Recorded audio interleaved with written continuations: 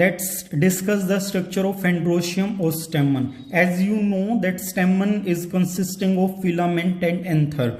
On the behalf of number of lobe present in anther, it could be monothecous और डाइथिकस. अगर एक lobe present है तो ये मोनोथिकस बोलेंगे हम इसको, और अगर दो लोब प्रेजेंट है तो इसको डाइथिकस बोलते हैं.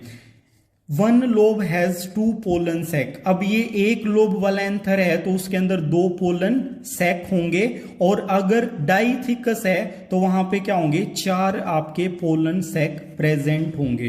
तो एक एंथर के अंदर एक लोब हो सकती है, दो लोब हो सकती हैं, जनरली दो होती हैं. तो दो लोब प्रेजेंट हैं तो उसके अंदर चार आपके पोलन सैक प्रेजेंट होंगे. पोलन सैक क्या, जहां पे पोलन ग्रेन डेवलप होंगे. Two anther lobe connect with each other with sterile connective tissue. अगर दो लोब प्रेजेंट हैं इस फॉर्म में जैसे यहां पे शो किया हुआ है, तो इनके बीच में एक स्टेराइल कनेक्टिव टिश्यू, इनको जोड़ने वाला टिश्यू प्रेजेंट होता है, एंड दैट इज स्टेराइल. वो स्टेराइल होता है, रिप्रोडक्शन में कोई रोल प्ले नहीं करेगा, लेकिन दो लोब्स को जोड़ने का काम ये करता है. तो आपको पता लग गया एंथर क्या होता है, बाई लोब्ड होता है generally, and those two lobes are connected with the sterile connective tissue. Anther is consisting of four different walls. तो इन वॉल को हम वन बाय वन डिस्कस करते हैं. आउटर मोस्ट लेयर, जो ये ग्रीन कलर से मैंने यहाँ पे लेयर दिखाई हुई है, this is known as epidermis. Plant हो या एनिमल हो, उसकी आउटर मोस्ट लेयर एपिडर्मिस मानी जाती है. तो सबसे बाहर वाली जो लेयर है दैट इज एपिडर्मिस. इसका काम क्या होता है, प्रोटेक्शन में रोल प्ले करती है. Second row with blue colour, endothecium. ये एंडोथीशियम वोल्व होती है, और आपकी सेकंड नंबर पे, मतलब आप आउटवर्ड टू इनवर्ड जाओगे तो सबसे पहले एपिडर्मिस, उसके बाद एंडोथीशियम होती है. इसके बाद आती है आपकी मिडल लेयर, जो थर्ड प्लेस इसके अंदर थर्ड प्लेस पे रहती है, मिडल लेयर. और इसके बाद इंटरनल, बिल्कुल अंदर वाली स्ट्रक्चर पे चले जाओगे तो वहां पे क्या होती है, टेप्टम. तो टेप्टम का फोर्थ नंबर होता है, सबसे अंदर होती है, और ये आपके पोलन ग्रेन के डायरेक्ट कॉन्टेक्ट में रहती है. तो ये बाहर वाली लेयर मेनली प्रोटेक्शन में रोल प्ले करती है, और टेपेटम जो है that will help in the different kind of function to carry out the different kind of function. First and foremost function of the tapetum is nourishment to the developing microspore. इसके अंदर microspore, क्योंकि male gamete generally छोटे size का होता है इसलिए हम उसको माइक्रो वर्ड वहां पे यूज करते हैं. तो उन माइक्रोस्पोर की जो डेवलपमेंट है उनके लिए उसको फूड चाहिए या उसको नरिशमेंट चाहिए, that will be provided by the tapetum. Help in the formation of pollen grain. तो माइक्रोस्पोर सेल को जब नरिशमेंट मिलेगा तभी वो पोलन ग्रेन में कन्वर्ट होगी. तो पोलन ग्रेन की फॉर्मेशन में ये हमारी हेल्प करते हैं. अब अगर टेप्टम के अंदर बात करें तो देर आर माइक्रोस्पोरेंजियम. यहां पे क्या होती है, माइक्रोस्पोरेंजियम प्रेजेंट होता है, जो ऑरेंज कलर से मैंने स्ट्रक्चर दिखाई हुई है. साइज में स्मॉल होती हैं, काफी कंडेंस्ड होती हैं, एक दूसरे के बिल्कुल पास पास होती हैं. तो ये माइक्रोस्पोरेंजियम सेल हैं, इन्हीं को आर्चियोस्पोरियल सेल भी बोलते हैं. आर्चियो वर्ड मेल गैमेट के लिए यूज किया जाता है. तो ये स्पोरियल जो सेल हैं they will help in the formation of pollen grain. ये पोलन ग्रेन को बनाएंगी.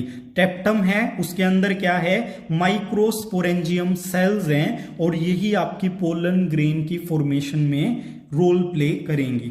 अब माइक्रोस्पोरेंजियम में जो इंडिविजुअल सेल हैं इन्हीं को हम क्या बोलते हैं, एमएमसी, माइक्रोस्पोर मदर सेल. इनको माइक्रोस्पोर मदर सेल बोला जाता है. और ये जर्नल पोलाइडी, जो नॉर्मल पोलाइडी होती है उसकी होती है 2n, डिप्लोइडिक कंडीशन में होती है, क्योंकि इनके अंदर क्रोमोसोम का जो नंबर है वो क्या है, डबल सेट ऑफ क्रोमोसोम ये पोजेस करते हैं. तो डबल सेट को आपने गैमेट में कन्वर्ट करना है, मतलब single set haploid sales produce करवानी है. और आपको पता है कि डिप्लोइड से हैप्लोइड बनाने का एक ही तरीका है, वो क्या है, मियोसिस.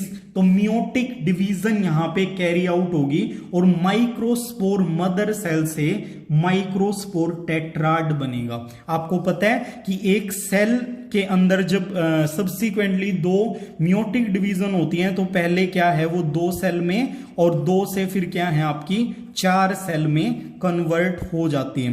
तो इस तरीके से यहां पे क्या बन रहा है, यहां पे एक इस टाइप से माइक्रोस्पोर टेट्राड बन जाता है, 4 सेल वाला टेट्राड बन जाएगा। ऐसे अलग अलग ये इकट्ठा रहेगा जनरली, लेकिन इनकी आइडेंटिटी अलग है, ये अलग अलग सेल बन जाएंगी फ्यूचर में जाके। तो ये क्या है, माइक्रोस्पोर टेट्राड सबसे पहले बनेगा मियोटिक डिवीजन कैरी आउट होने के बाद। अब इन माइक्रोस्पोर टेट्राड के अंदर क्या है, माइक्रोस्पोर, इन्हीं को हम माइक्रोस्पोर बोलेंगे प्रोसेसिंग के बाद। और ये एक एमएमसी से, आपको बड़े ध्यान रखना है इस बात का कि एक एमएमसी से, माइक्रो मदर सेल से 4 पोलन ग्रेन या 4 माइक्रोस्पोर प्रोड्यूस होंगे। एक सेल से कितने बनेंगे, 4 बनेंगे, क्योंकि वहां पे मियोटिक डिवीजन हो रही है। रिडक्शनल डिवीजन होने के बाद क्या है, डिप्लॉइड सेल 4 हैप्लॉइड माइक्रोस्पोर बनाएंगे। अगर माइक्रोस्पोर की स्ट्रक्चर हम कंसीडर करें तो ये इस तरीके से होते हैं। इन माइक्रोस्पोर में भी फर्दर नॉर्मल डिवीजन माइटोसिस होगी, और माइटोसिस से क्या है, जो अंदर सेल थी वो 2 सेल में डिवाइड हो जाएगी, दोनों हैप्लॉइड रहेंगी। ये बात आपको ध्यान रखनी है। हैप्लॉइड के अंदर माइटोटिक कौन सी इक्वेशनल डिवीजन हो रही है, तो यहां पे एक जर्मेटिव सेल और एक आपकी वेजिटेटिव, जर्मेटिव एंड वेजिटेटिव। जर्मेटिव क्या है, जर्म वर्ड से ही क्लियर हो रहा है, जो नेक्स्ट जनरेशन को लाने में हमारी हेल्प करेगी, जर्म सेल। और एक आपकी वेजिटेटिव सेल जो इसको नरिशमेंट प्रोवाइड करेगी during the embryonic stage. Microspore is covered by 2 type of membrane. Outer one is exine, exine membrane होती है, स्पोरोपोलिन से बनी होती है, और इसमें अगर आप ध्यान से देख रहे हो तो कुछ गैप्स प्रेजेंट है। तो ये क्या है, ये आपके एक्साइन के अंदर पोर प्रेजेंट है जो केमिकल रिलीज करेंगे आफ्टर पोलिनेशन। तो ये स्पीसीज स्पेसिफिकेशन की अपनी स्पीसीज का पोलन ग्रेन है या नहीं, उसको रिकॉग्नाइज करने में प्लांट की हेल्प करेंगे। तो इसको कोई भी माइक्रो ऑर्गेनिज्म या एडवर्स कंडीशन है वो ज्यादातर इसको क्या है, वो इसको डिग्रेड नहीं कर पाएंगी। तो इसको माइक्रोस्पोर है या पोलन ग्रेन है, इसको प्रोटेक्ट करने में हेल्प करता है। जो अंदर जर्म सेल है उसको प्रोटेक्ट करने में हेल्प करेगा। और इसी एक्साइन के अंदर क्या होते हैं, जर्म पोर प्रेजेंट होते हैं। इनर जो मेम्ब्रेन है that is known as intine. तो इंटाइन के अंदर ही मतलब आपकी जर्म और वेजिटेटिव सेल होती है, और इस कलेक्टिव स्ट्रक्चर को ही हम क्या बोलते हैं, pollen grain. So in this lecture we discussed the structure of androecium and process of formation of the pollen grain. In the next part we will be discussing the gynoecium or carpel, female part of the flower. Thank you.